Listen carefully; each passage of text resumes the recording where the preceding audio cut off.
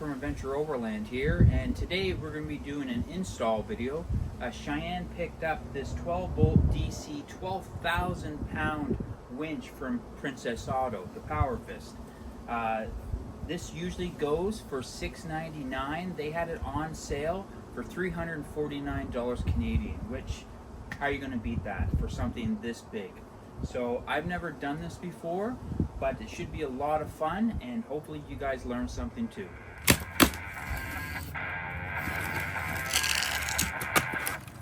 All right, we have probably user manual. There she is, 12,000 pounds, pulling power.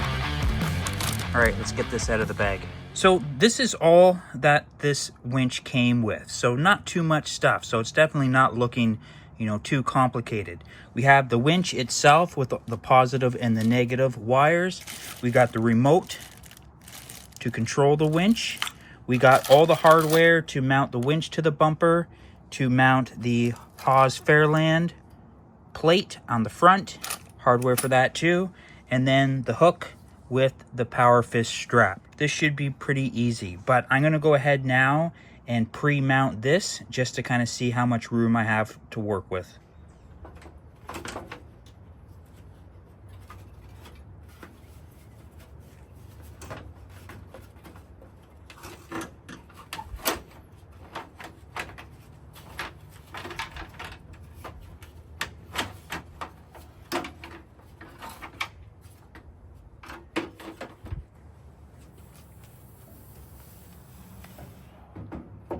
Basically, these square nuts will slide into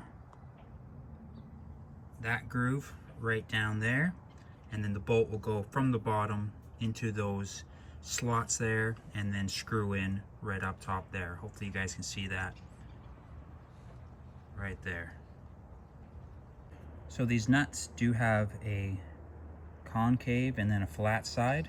Obviously you want the flat side down, making the contact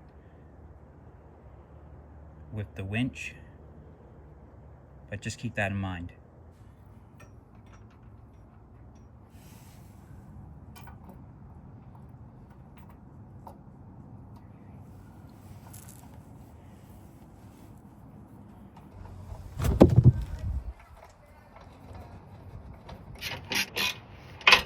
I definitely recommend leaving them all loose so you can just adjust it as needed, but it's sitting pretty straight in here, which is good.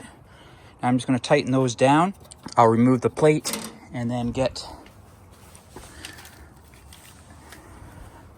the fair lead, attach it on there, and then get the cable through.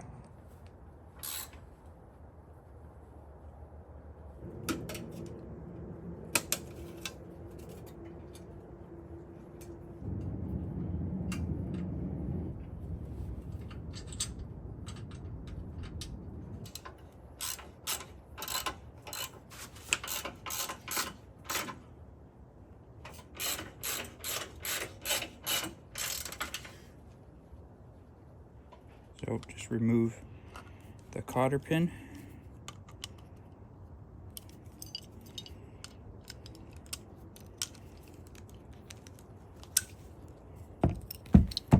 And then the pin.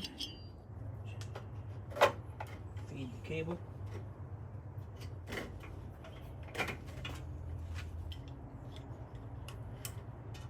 And then reinsert the cotter pin.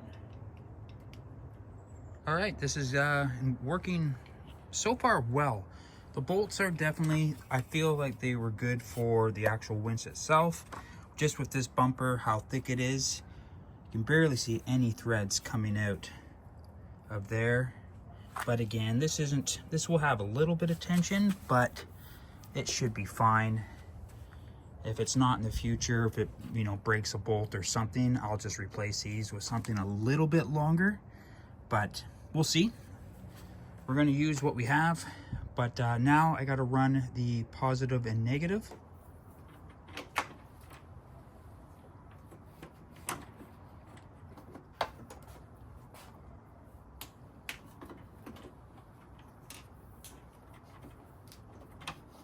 So what I'm hoping I can do is just cut these ends and then use that as the connector for the switch panel. If need be, they just hooked it straight to the battery, so if I have to do that, I will, but we'll try this first. All right, so this is what I did. Hopefully that's going to work.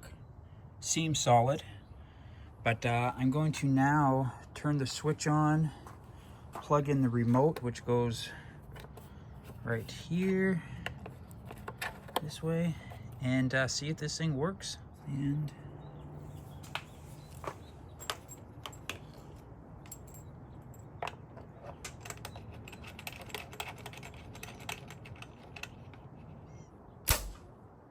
all right, don't know if I caught that on camera, but I definitely fried that fuse. So we're gonna hook it straight to the battery. Okay, we got all the wiring hooked up to the positive and the negative of the battery, like it shows in the instructions. I'm gonna start the vehicle though this time, just to make sure that we have enough power, and we'll see if it works.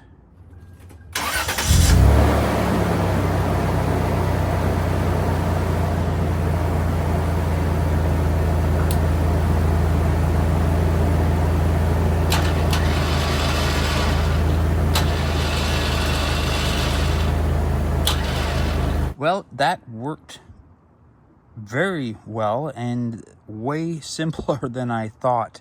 For those of you might asking, it does have, I believe they call it like an isolator control panel, and that's behind here. A lot of times it's separate from the winch itself, but after reading the instructions, it is all behind here. So that's good to know.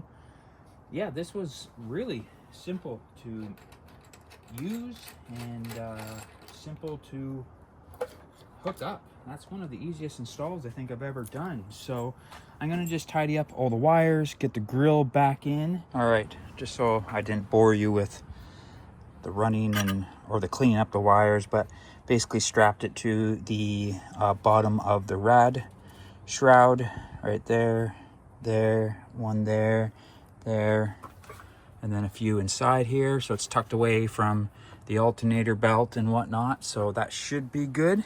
Now get the grill back on, which I think is going to be a little bit tight. I don't really like seeing all these cables here, but that's kind of, it is what it is. So oh well, still looks good. It's nice to kind of finish this project. This has been an ongoing summer project with getting the new bumpers front and back.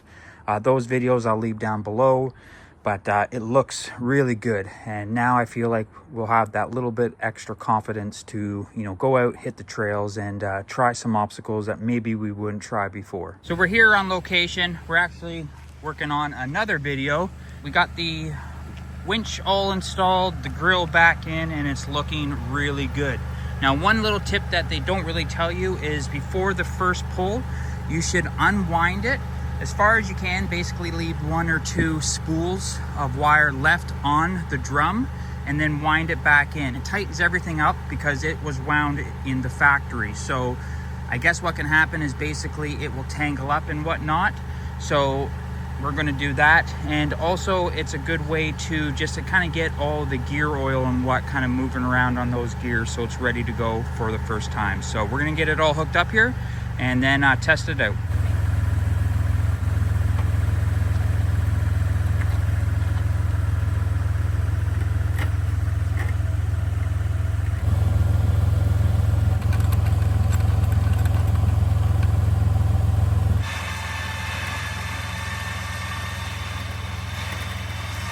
So there you have it, guys. The 12,000 pound winch from Princess Auto was definitely way easier to hook up and install than I thought it was going to be. And it is probably going to work pretty good, especially for the money that we paid for it. If we get a couple years, we get to use it a few times, I think it's going to pay for itself. Basically the first pull, because depending on where we are, to get a recovery company out there to give us a hand, it's going to cost a lot. So I hope you guys liked this install video. If you did, give it a thumbs up and consider sharing it with your friends and family. And you know what? Hit that subscribe button because we'll be using this probably in the future. So that's our video, guys. Thanks so much for watching. My name's Adam and you are watching Adventure Overland.